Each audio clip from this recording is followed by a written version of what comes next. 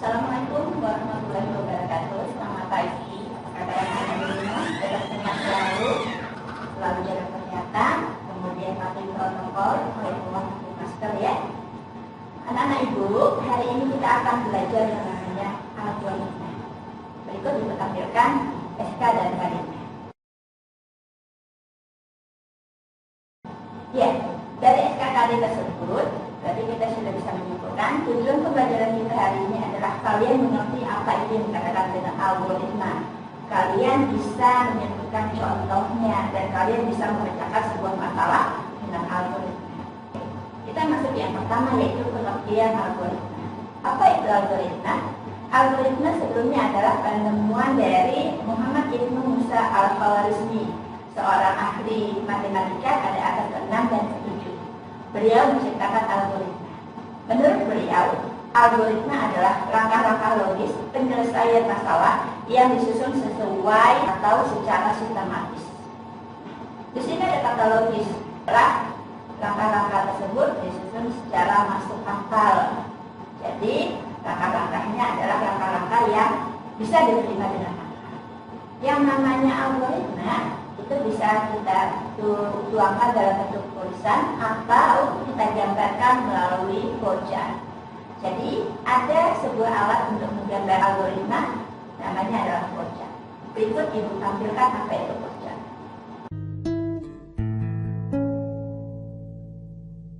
Nah, teman-teman, tadi adalah gambaran tentang flowchart.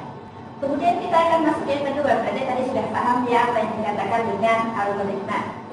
Lalu kita masuk yang kedua adalah bentuk algoritma itu bagaimana itu. Kita langsung masuk ke kasus yang pertama. Kasus pertama adalah contoh ya ini ya. Contoh misalnya Pak Kardi, kepala sekolah kita. Pak Kardi itu pengen menyuruh kita untuk mencetak daftar nilai. Nah, bagaimana algoritma yang disusun untuk memecahkan masalah ini? Pak Kardi mengambil HP-nya, kemudian dia ngecek nomor botika ada nggak di dalam HP-nya.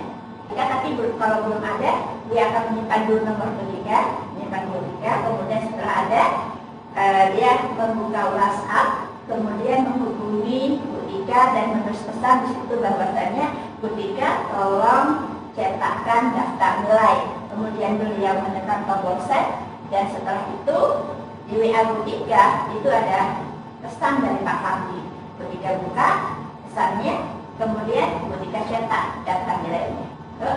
Jadi dari uraian tadi bisa kita urutkan langkah-langkah pemecahan masalahnya ada sebagai berikut.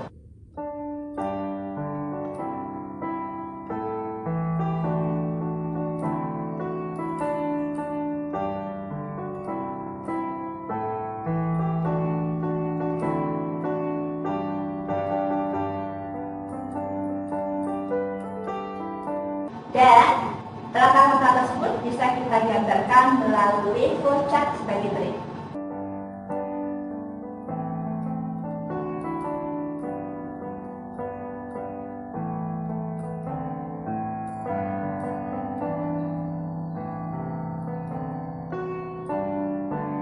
Oke, jadi itu salah satu pemecahan masalah atau salah satu algoritma yang bisa kita gunakan untuk menyelesaikan masalah ini. Pertanyaan lain muncul.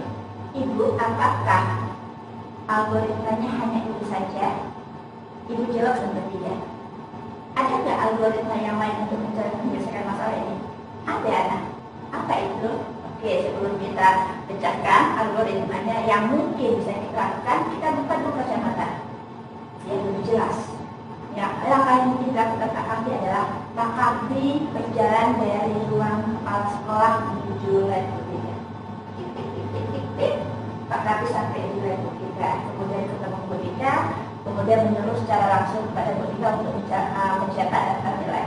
Tetapi kalau algoritma tersebut dilakukan, itu ada kurangnya. Apa itu? Yang pertama, timing.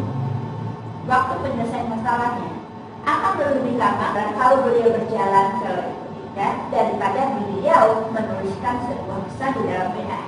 Berarti algoritmanya lemah di dalam timing. Algoritma kedua ya. Setelah itu, setelah Kak Tadi sampai di lab Butika, kemudian iya kalau ketemu Butika langsung. Nah, kalau Butika lagi makan bakso,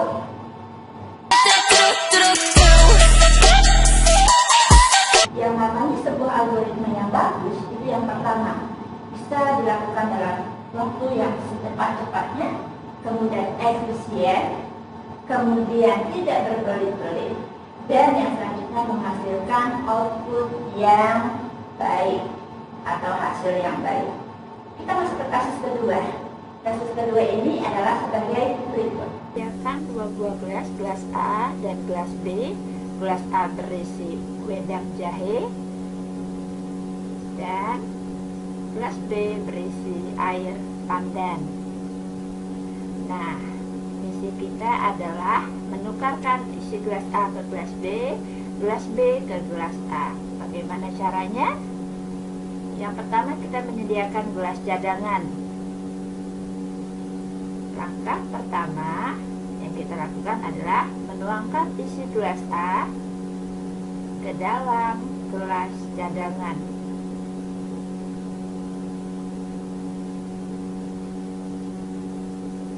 Ya, dan selanjutnya menuangkan gelas B ke dalam gelas A yang kosong.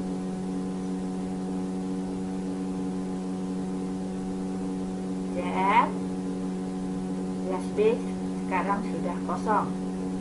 Saatnya menuangkan isi gelas cadangan ke dalam gelas B.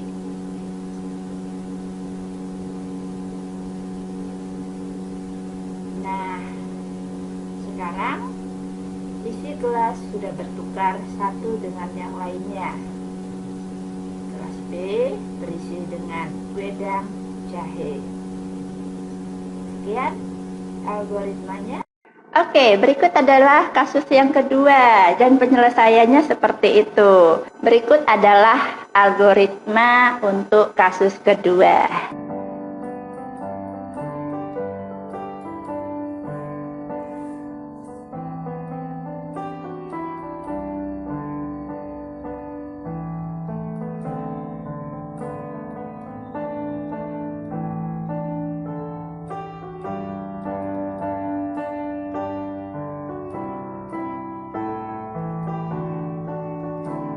Pertanyaan muncul, Bu, bisakah algoritma yang lain yang digunakan?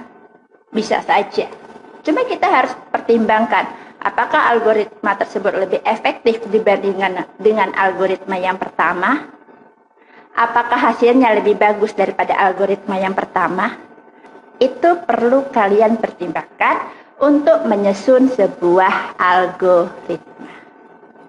Sampai di sini, Tika rasa teman-teman sudah mengerti apa yang dinamakan dengan algoritma. Sekarang Bu Tika mencoba untuk memberikan satu kasus sama kalian. Kasusnya adalah Bu Tika pengen kalian menyusun sebuah algoritma yang bagus. Kalian bagaimana cara untuk mencuci baju atau mencuci pakaian sampai pakaian tersebut bisa kita gunakan lagi. Bisa kalian pikirkan, kemudian kalian tuangkan ke dalam flowchart. Jika ada yang mau bertanya atau tidak jelas, bisa wapri ke Bu Tika. Ingat nomor Bu Tika di bawah ini. And finally, algoritma adalah sebuah cara untuk menyelesaikan masalah, dan algoritma tersebut juga harus kita susun dan kita buat menjadi algoritma yang baik. Bu Tika rasa sampai di sini. Terima kasih. Tetap jaga kesehatan. Billahi taufiq wal hidayah. Assalamualaikum warahmatullahi wabarakatuh. Selamat pagi. Bye-bye.